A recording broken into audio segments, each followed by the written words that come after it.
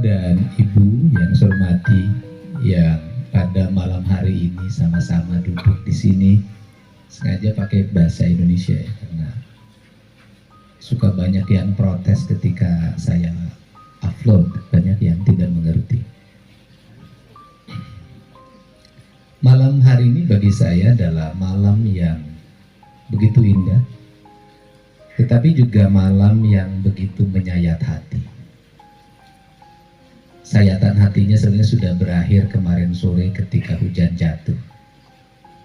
Ketika saya memahami bahwa pada akhirnya sesuatu yang tidak saya ceritakan mesti saya ceritakan. Sesuatu yang tidak mesti saya ungkapkan pada akhirnya harus saya ungkapkan. Sesuatu yang saya simpan secara mendalam dalam waktu yang lama, hampir 23 tahun, pada akhirnya Allah menuntun saya untuk menceritakan dan mengungkapkan. Seluruh ungkapan itu adalah jawaban dari kemuliaan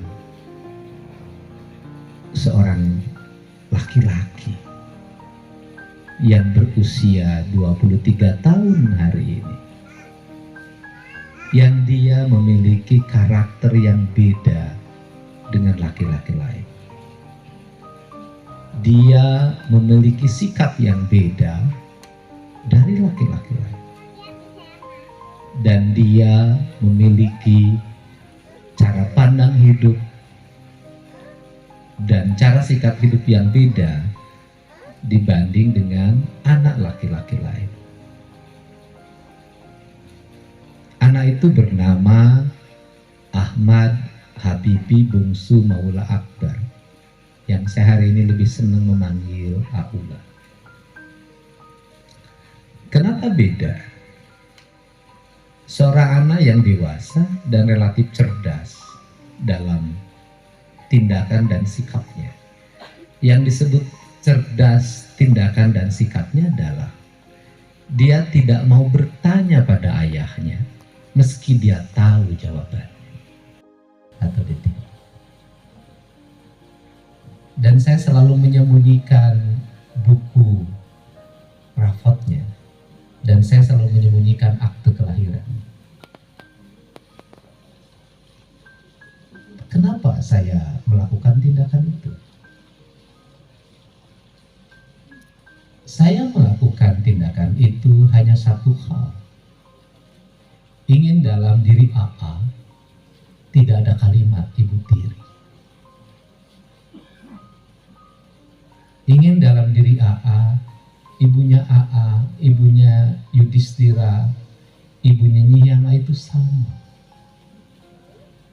Sehingga mereka bisa tumbuh menjadi anak yang dalam pikirannya saya adalah satu ayah dan satu ibu yang hidupnya tanpa perbedaan. Itulah sikap yang saya ambil. Tetapi dalam perjalanan Aat tahu bahwa dia itu beda. Dia lahir dari ibu yang beda. Tetapi hebatnya A itu, dia tidak mau menyakiti hati ayahnya, hanya untuk sekedar bertanya. Dia juga memandang seluruh pengetahuannya itu dengan baik. Dia juga menyimpan seluruh pemahamannya itu dengan baik. Dan sikap itu jarang dimiliki oleh anak-anak yang sebaya dia.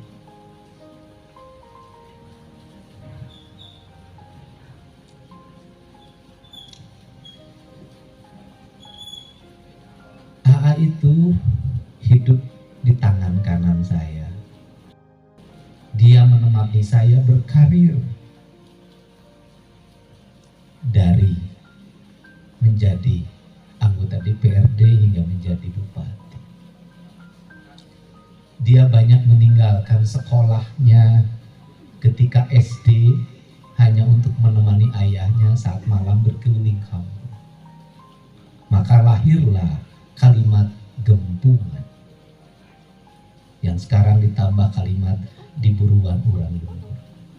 Gempungan itu adalah sebuah proses interaksi saya sejak zaman wakil bupati untuk bagaimana saya bisa bertemu dengan masyarakat dengan jumlah yang agak banyak. Karena waktu itu saya memiliki keterbatasan kekuasaan. Maka saya memulainya dengan membuat grup musik namanya Pager Kahurito, yang isinya nadoman, yang berkeliling dari kampung ke kampung, membawa kacapi, membawa suling, Pak Isro dan kawan-kawan, dan Pak Wibisono. Dan AA itu selalu ada di samping saya.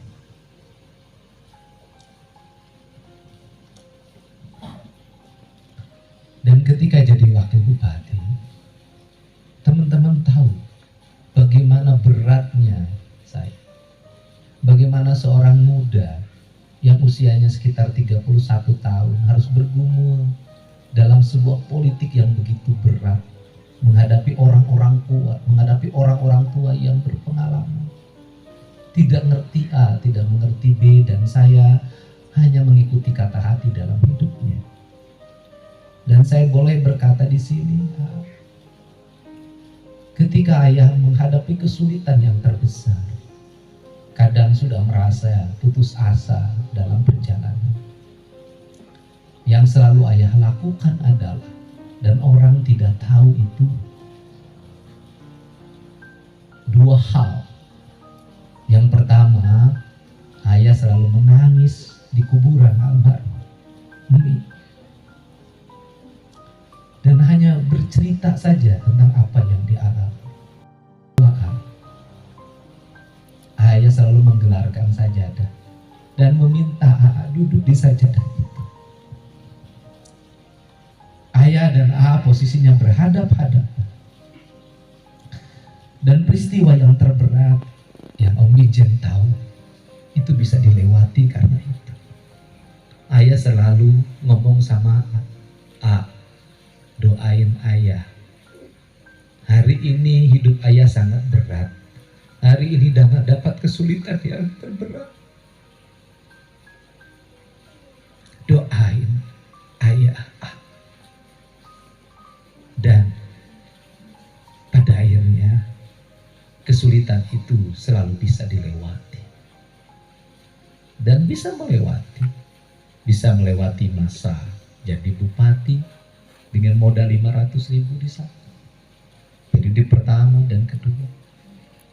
Dan mungkin dari kerja keras yang ayah lakukan, dari doa yang AA berikan, banyak juga kan yang menjadi pejabat, banyak juga kan yang bisa jadi kepala dinas, banyak juga yang menjadi kepala bagian, banyak juga yang menjadi camat, menjadi lurah, menjadi berkarir. Karena mungkin itu lahir dari sebuah perjalanan hidup yang berat. Meski bisa jadi pada saat ini banyak mereka yang ragu ketemu ayah, takut ketemu ayah. Tetapi bahwa kesulitan-kesulitan itu bagi kita adalah keindahan. Masalah itu bagi kita adalah menu yang harus dinikmati. Untuk itu, AA sekarang usianya sudah 23 tahun. Di 23 tahun ini saya tidak bohong. Kalau orang beranggapan bahwa itu anak emas dengan fasilitas, demi Allah, demi Rasulullah, saksinya bumi dan langit, saya tidak pernah mengajarkan itu pada Maula Akbar. AA adalah anak yang tidak mendapat uang bulanan dari ayahnya.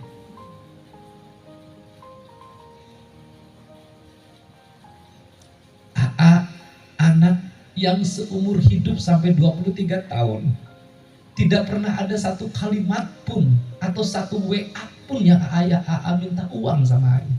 Tidak pernah. Andai kata ada kesulitan karena tidak punya bekal untuk kuliah, AA muter bicaranya sama Mama Cimau, dan Mama Cimau yang menyampaikan pesan, AA nggak punya bekal. Seorang anak yang memiliki adab hidup yang tidak dimiliki oleh yang lain. Seorang anak yang baginya ayahnya adalah segalanya dalam hidupnya. Sikap-sikap seperti inilah yang menumbuhkan AA menjadi anak yang mandiri. Anak yang sejak SMP sudah tinggal di petak tipe 21. Untuk ukuran anak bupati zaman itu sangat sederhana. Dan AA bisa hidup sendiri di situ dan tumbuh. Dan yang paling utama,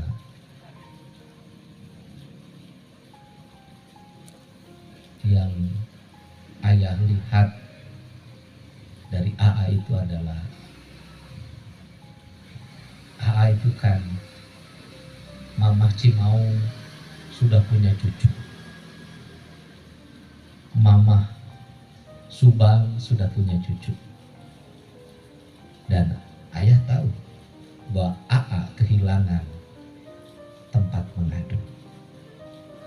Pada saat kehilangan tempat mengadu itu, di usia AA yang 21 tahun, AA harus masuk ke wilayah politik yang berat, yang belum waktunya dan belum cukup umur. Kalau ayah ada, kalau yang lain ada tempat mengadu dalam hidupnya. Sedangkan AA ketika ditekan oleh ayah, Anda harus begini, AA harus begini, AA harus begini, AA harus begini. Dan setiap telepon, AA pasti menganggap telepon ayah adalah kemarahan. Telepon ayah adalah perintah. Sehingga AA mengalami gangguan psikologi. Kalau melihat telepon dari ayahnya bergetar badan, penuh rasa takut. Dan itu juga ayah alami dulu ketika di kader. Misalnya ketika ayah ditelepon Uda Herman, ayah juga sama bergetar seperti itu, takut seperti itu. Nah, sedangkan ayah juga menjadi guru bagi hidup aku, sehingga mengalami kesulitan dalam tidur. Harus tidurnya jam 4, jam 5, baru bangun siang, sedangkan pagi-pagi ayah sudah telepon. Tetapi AA sudah bisa melewati masa-masa sulit itu. Sudah normal, telepon ayah sudah tidak dianggap sebuah telepon dari harimau, dan masa sulit itu sudah dilewati. Masa sulit yang biasanya orang melewati usia 27 tahun, 30 tahun, A sudah melewati di usia 22 tahun. A melewati di usia memasuki 23 tahun. Karena ayah tahu bahwa AA sepanjang masuk SMP dan SMA, AA hampir tidak punya teman sebaya. Rata-rata teman AA lebih tua. Karena waktu di SMA 2, AA jarang ngumpul sama teman-temannya di kantin. Ayah tahu AA lebih senang ngumpul sama penjaga sekolah dan security. Nah, di balik itu, jadi kalau ada cerita saya waktu kuliah itu sudah punya anak asuh. AA juga ketika SMP kelas 3 sudah punya anak asuh. Sudah ngurus orang lain yang lahiran. Dan bagi ayah, sarjana AA tidak begitu penting. S1, S2, dan S3 bagi ayah tidak begitu penting. Tetapi ayah hadir di tempat lahiran untuk nolong orang. AA ngurus anak yang mengalami kebutuhan khusus. AA ngurus orang yang diserang oleh tetangganya karena faktor problem konflik lingkungan dan beda agama. Bagi ayah itulah sarjana AA yang sebetulnya. Dan ke depan tidak penting AA jadi apapun bagi ayah. Yang terpenting bagi ayah adalah AA hidupnya bermanfaat bagi orang lain. Jabatan, kedudukan tak ada makna kalau hidupnya tak punya karya. Tapi karya lebih tinggi dari jabatan dan kedudukan.